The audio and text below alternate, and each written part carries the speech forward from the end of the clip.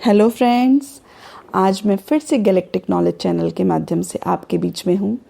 आज हम Erik Erikson के साइकोसोशल डेवलपमेंट थ्योरी के बारे में बात करेंगे, जिसको हम मनोसामाजिक विकास का सिद्धांत भी कहते हैं। एरिक एरिक्सन की थ्योरी को जानना इसलिए बहुत आवश्यक हो जाता है क्योंकि पर्सनालिटी डेवलपमेंट एक बहुत ही इम्पॉर्टेंट एरिया है चाइल्ड डेवलपमेंट और ह्यूमन डेवलपमेंट का।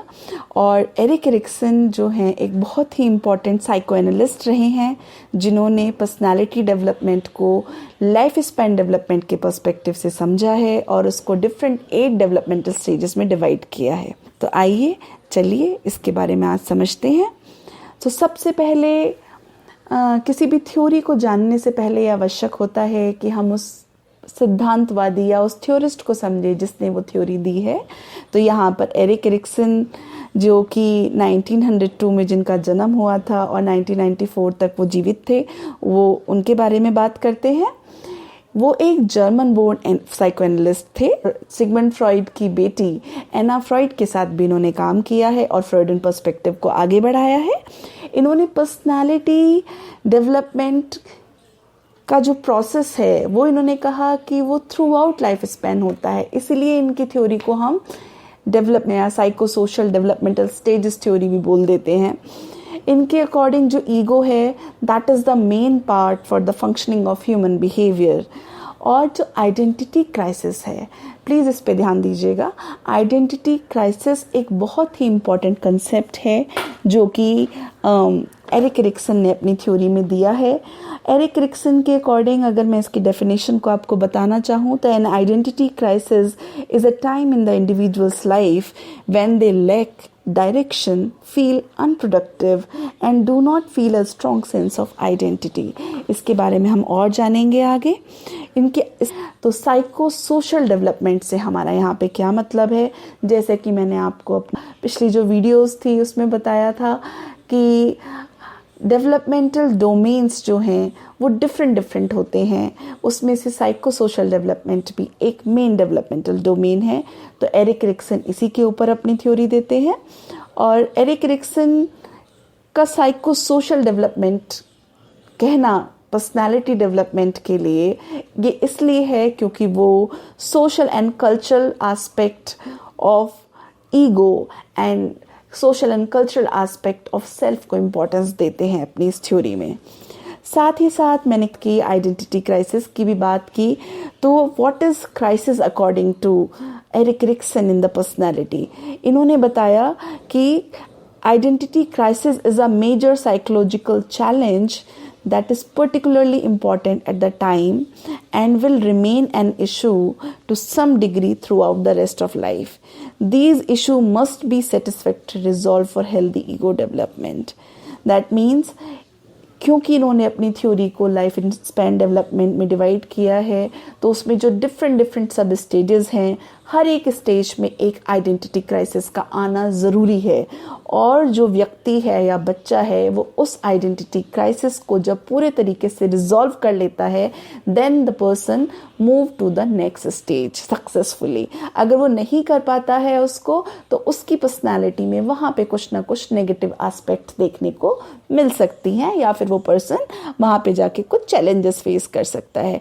तो चलिए आइए सीखते हैं कि एरिक एरिक्सन ने कौन सी 8 डेवलपमेंटल स्टेजेस बताई हैं जिसको हम द साइको सोशल स्टेजेस कह देते हैं। तो जो सबसे पहली स्टेज उन्होंने बताई है उसका नाम है बेसिक ट्रस्ट वर्सेस मिसट्रस्ट। क्योंकि हम डेवलपमेंटल स्टेजेस के बारे में पहली वीडियो में सीख चुके हैं, तो आई होप आप इससे रिलेट कर पाएंगे। ये स्टेज जो है इसका टाइम पीरियड इन्होंने बताया है बर्थ से लेके 12 to 18 मंथ्स। सो ये जो फर्स्ट स्टेज है बेसिक ट्रस्ट वर्सेस मिसट्रस्ट, ये यही कहती है कि एक बच्चे में जो ट्रस्ट का डेवलपमेंट है वो तब होता है जब उसकी पूरी नीड्स को अच्छे तरीके से फुलफिल किया जाता है, उसकी प्रॉपर केयर की जाती है। तो वहाँ पर एक ट्रस्ट की फीलिंग का डेवलपमेंट होता है और उसकी पर्सनैलिटी में एक ट्रस्ट की फीलिंग आती है। अगर इस तरह का स्टिमुलेटिंग एनवायरनमेंट बच्चे को नहीं मिल रहा है, ऑप्टिमम डेवलपमेंट के चांसेस या अपॉर्चुनिटीज़ नहीं हैं, तो वहाँ पर ऐसा हो सकता है कि उस बच्चे में मिसट्रस्ट की फीलिंग डेवलप हो और उसकी पर्सनालिटी फिर उसी डायरेक्शन में आगे बढ़े। जो सेकेंड स्टेज इन्होंने बताई है उसको बोलते हैं autonomy versus shame and doubt है।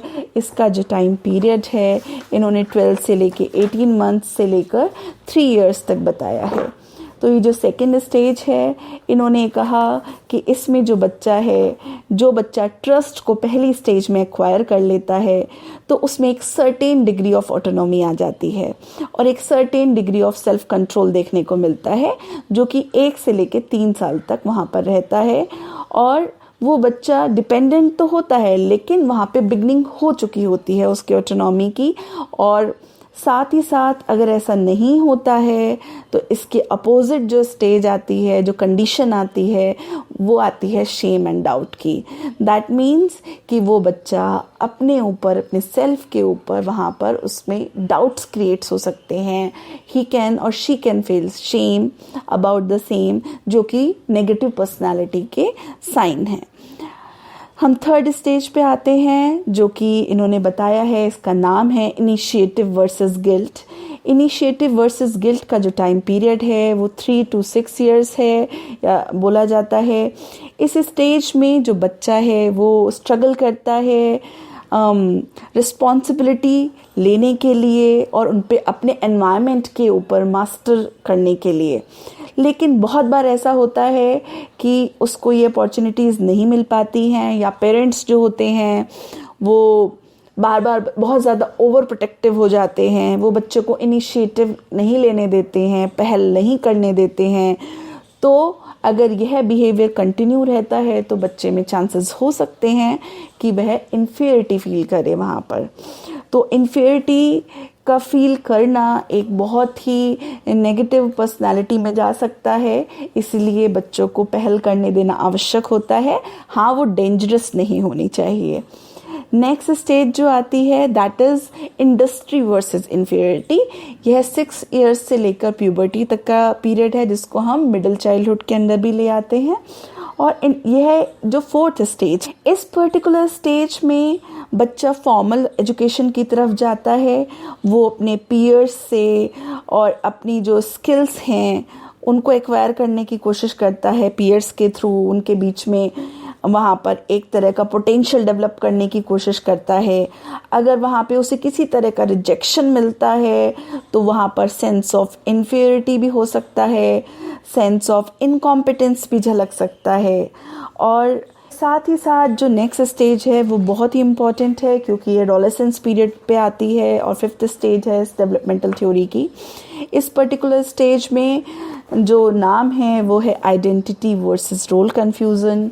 एडोलेसेंस जो एक एज है वो बहुत ही highly significant psycho social development को दिखलाती है।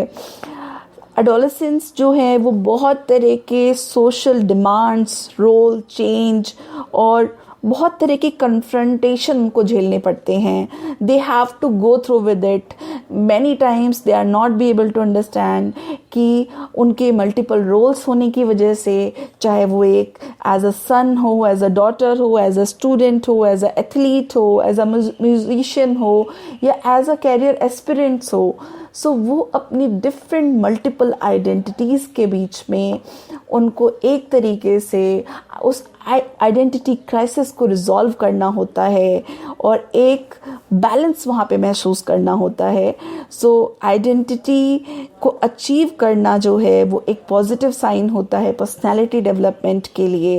And this period is also very long period because it starts from the 12 years and it goes after the 18 years of age। और अगर कोई एडोलेसेंस आइडेंटिटी अचीव करने में प्रॉब्लम फेस करता है तो वह रोल कन्फ्यूज़न में जा सकता है। ही मे नॉट अंडरस्टैंड कि what is the exact role of my and who am I. ये सबसे ज़्यादा होता है इस स्टेज में। पेरेंट्स के साथ क्राइसिस बहुत ज़्यादा देखने को मिलता है क्योंकि एडोलेसेंस खुद को ही नहीं समझ पाते हैं कि मैं कौन हूँ। But at the end of this stage ये सारा उनका जो क्राइसिस है वो रिजॉल्व होने के चांसेस बढ़ जाते हैं, वो रिजॉल्व कर लेते हैं।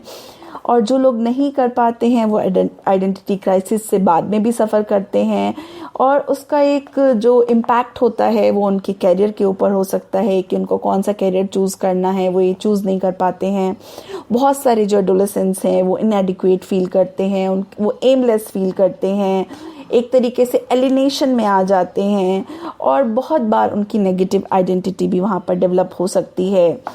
नेगेटिव आइडेंटिटी क्राइसिस जो है वो बहुत तरह की सोशल पैथोलॉजी के साथ आता है फ्रेंड्स, जिसमें कि दे में suffer from many types of prejudice, these adolescents can indulge in the crime, and they can be do discrimination, and they can also engage in the various kind of violence. So ये सारे negative aspect हैं personality development के जो Erik Erikson हमें बताते हैं। यहाँ पर जो नेक्स्ट स्टेज है वो है इंटीमेसी वर्सेस आइसोलेशन, जो कि यंग एडल्टहुड से आती है। पीरियड मैंने टाइम पीरियड आपको पहले भी बताया कि 25 से 40 ईयर्स तक इसको मान लेते हैं। यंग एडल्टहुड जो है वो एक ऐसी स्टेज है फ्रेंड्स जहाँ पर जो ह्यूमन बीइंग है नए तरह की रिलेशनशिप वहाँ पे फॉर्म करते हैं। इसमें मैरिज एक बहुत ही इम्पॉर्टेंट एक सोशल रिचुअल है जो कि आता है, और वो एक अपनी नई आइडेंटिटी जिसमें कि उनको दूसरे के साथ एडजस्ट करना है, अडेप्ट करना है, और अपनी पर्सनालिटी को एक कोलैबोरेटिव सेंस में देखना है, अपने गोल्स को एक कोलैबोरेशन में देखना है, ये यहाँ पे आता है। और if they achieve this intimacy and if they achieve that love with the partner, then they reach to a stable identity. Otherwise, if it is not, the other side will be कि they suffer from isolation. Young men and women need to be experience an intimate oneness with their society. Otherwise, they will lead to isolation. So basically ये एक stage है जो बहुत ही important stage है। इसके बाद की जो स्टेज है उसको हम जनरेटिविटी वर्सेस स्टैग्नेशन बोलते हैं। ये मिडिल ईयर्स ऑफ लाइफ को दर्शाता है। जनरेटिविटी बेसिकली तब एक इंडिविजुअल में आती है जब वो ये देखने की कोशिश करता है कि वॉट आई हैव एक्वायर्ड, अब मैं उसको society through out my life, अब मैं उसको सोसाइटी को कैसे रिटर्न करूं। अगर उसमें ये फीलिंग आती है that means his personality is going in to the positive way according to Erik Erikson, कि वो जो भी उसने सीखा है वो अपने यंगर जनरेशन को वो सिखाना चाहता है, देना चाहता है, उस नॉलेज को पास आउट करना चाहता है अपनी नेक्स्ट जनरेशन को। और अगर ऐसा नहीं है तो वो यहाँ पर अभी भी स्टैग्नेशन से सफ़र करता है। स्टैग्नेशन से मतलब यहाँ पे है कि वह केवल अपने अपने बारे में बहुत ही सेल्फिश एक तरह का बिहेवियर जो एक्सेप्ट नहीं किया जाता है। जैसे कि यहाँ पर जो ग्रैंड पेरेंट्स बनते हैं वो अपने बच्चों को, अपने जो यंग जनरेशन है वो अपने पोता पोती को इस तरह की जो अपनी जो स्किल्स हैं वो अपनी बातों के थ्रू, अपने एक्सपीरियंस के थ्रू उनको बताने की कोशिश करते हैं या सिखाते हैं।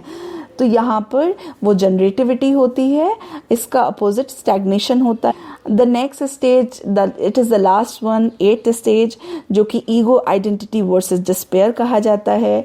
ये लास्ट स्टेज है जब फाइनल स्टेज होती है किसी भी पर्सन के लाइफ की, जहाँ पर वो जब अपनी लाइफ में अपने एक्सपीरियंसेस को खाली टाइम में, क्योंकि बहुत ही टाइम होता है इस टाइम में उनके पास, बहुत ज़्यादा काम वो लोग नहीं करते हैं, तो अपने जो फ्री टाइम है उसमें वो देखते हैं अपनी लाइफ में बैक में जाके, एंड व्हेन दे अंडरस्टैंड कि उनकी लाइफ कैसी रही, और वो अपनी लाइफ में पीछे जाके जब वो सोच रहे हैं कि जो जो गोल मैंने सेट किए थे, I am able to successful all those goals, तो वो उसमें उनको सेटिस्फेक्शन होता है, ईगो इंटीग्रिटी होती है।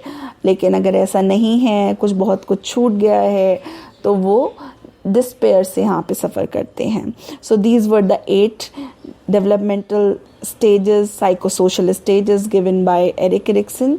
इन्हीं स्टेजेस में एक और बहुत ही इम्पॉर्टेंट चीज़ यहाँ पर एरिक एरिक्सन ने बताई है। जब यहाँ पर हम हर एक व्यक्ति हर एक स्टेज में अपना अचीवमेंट करता है, पॉजिटिव आइडेंटिटी के क्राइसिस को रिजॉल्व करता है, तो वो उसमें डिफरेंट वर्च्यूज़ वहाँ पे डेवलप होते हैं। वर्च्यूज़ का मतलब है एक गुड बैलेंस का होना, जो कि आपकी साइको सोशल स्ट्रेंथ को दर्शाता है। तो फर्स्ट स्टेज में होप बनता है, सेकंड में will, purpose, skill, fidelity, love, care and wisdom. These are important things. These comes in questions as well. So please take care attention if students are listening to that. So आज हमने क्या सीखा? तो अगर हम देखें तो मैं आपको कुछ पॉइंट्स के थ्रू मैंने यहाँ पे दिखाए हैं, पॉइंटर्स के थ्रू मैं बताना चाहूँगी कि अपने बच्चों की केवल देखभाल ही ना करें, बल्कि आपके आसपास होने पर उन्हें सहज और सुरक्षित महसूस करने दें। उन्हें महसूस कराएं कि वे भले ही अभी बहुत छोटे हैं, पर वे आप पर भरोसा कर सकते हैं। बच्चों को ऑटोनोमस बनाने के लिए आप मोटिवेट करें, जिससे कि वो स्वयं की केयर करना शुरू कर सकें। एक बच्चे को अपने पर्पस के लिए क्या क्या प्लानिंग करनी है, इसके लिए उसे मोटिवेट करें, उसमें ज़्यादा गिल्ट ना आने दें, उसमें इनिशिएटिव को आप वहाँ पर उसको मोटिवेट करें कि वो इनिशिएटिव ले। हम दूसरों को यह भी साबित करते हैं बहुत बार कि हम यह करने में सक्षम हैं, हम वह करने में सक्षम हैं, हमारी भी आपके समान ही जिम्मेदारियां हैं। तो अगर हम कोई रिस्पॉन्सिबिलिटी नहीं ले रहे हैं तो हमें गिल्ट की फीलिंग आने लगती है। यह थ्योरी हमें यही बताती है। तो हमें यह भी बताती है, तो यह इंडिकेट करती है कि हम किस तरीके से प्रोडक्टिव हो सकते हैं, हम जिम्मेदार होने के लिए कड़ी मेहनत कैसे कर सकते हैं। साथ ही साथ हम एक ऐसी आइडेंटिटी या एक ऐसी पहचान पर भी समझौता हमें करना चाहिए एडोलेसेंस पीरियड में, जिसके साथ आप सहज हो, जिसको आप अचीव कर पाएँ, आप अपने आप से क्वेश्चन कर पाएँ कि मैं कौन हूँ। तो आपके पास वो आंसर होना चाहिए। आप अपने कार्यों, अपने उपलब्धियों के माध्यम से आप दिखाइए कि आप क्या करना चाहते हैं जीवन में। हम यहाँ पर यह भी एहसास होने देते हैं कि हम अपनी आसपास की दुनिया के साथ किस तरह की पहचान बनाना चाहते हैं। यदि हम डरते हैं कि लोग हमें नकार देंगे, तो हमारे लिए इंटीमेट रिलेशंस बनाना बहुत मुश्किल हो सकता है। साथ ही साथ जो जनरेटिविटी वर्सेस स्टेग्नेशन की स्टेज है, वो हमें बताती है कि बढ़ते हुए बच्चों को जिम्मेदार बनाने में हम किस तरीके से एडल्ट लोग अपना रोल प्ले कर सकते हैं। बड़े बच्चों के रूप में आपको बहुत सेंट्रल जो रोल है वो नहीं निभाना है, उसको आपको अबैंडन करना है। आपको साथ साथ उनको बच्चों को साथियों के रूप में, उनके दोस्तों को आप स्वीकार करिए, उनके आपके जो फ्रेंड्स हैं, जो आपका पार्टनर है, उसकी उपलब्धियों को आप उस पर गर्व करिए। और जो लास्ट स्टेज है, इसमें हमारे पास बहुत ज़्यादा खाली समय हो सकता है, जैसे मैंने आपको बताया। तो हम अपना मूल्यांकन करते हैं, हम अपना सेल्फ इवैल्यूएशन करते हैं कि जो लक्ष्य हमने सोचे थे, क्या हम उन्हें फुलफिल करने में एबल रहे, हम क्या चूक गए हैं, क्या हम संतुष्ट हैं इन सब चीज़ों से। सो इस तरह की बातें हम इस स्टेज में करते हैं। तो ये हम पहले ही डिसाइड कर लें, ना कि हम ओल्ड एज में जाके किसी तरह के शौक मनाएं। So thank you so much मेरी इस पूरी जानकारी को सुनने के लिए। आज हमने एरिक एरिक्सन की थ्योरी के बारे में जाना। अगर आपको ये पसंद आई तो प्लीज़ लाइक करिए, कमेंट करिए, शेयर करिए और मेरे चैनल को साथ ही साथ सब्सक्राइब भी करिए। गैलेक्टिक नॉलेज की इस वीडियो को आज मैं यहीं पे समाप्त करती हूँ और साथ ही साथ नई वीडियोस के लिए भी मैं आपके पास ज़रूर आऊँगी बहुत ही जल्दी। Thank you so much.